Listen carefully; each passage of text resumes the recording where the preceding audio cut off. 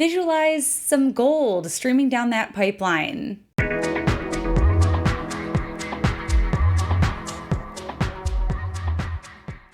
We made it through the beginning of June, and if you're still standing, well, likely your world looks a little bit different. We had those seismic shifts I was telling you about at the beginning of the month where we had both Mercury and Saturn stationing within 1 day of each other, both activating eclipse degrees. So if you have planets around 25 degrees of the fixed sign, then your world might look a little different.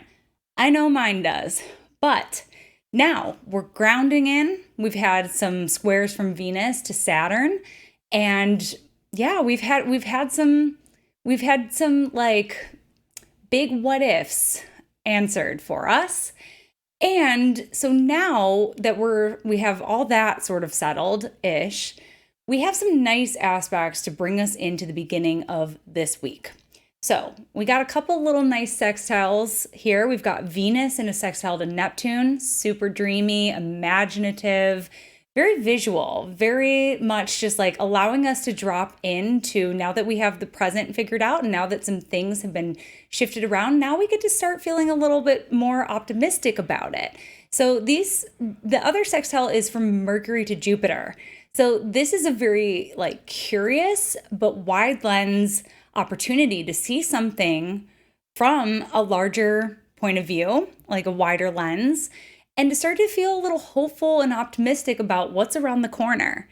So between these two sextiles that we have between Venus and Neptune and Mercury and Jupiter, these are offering us to get creative and curious about what's next.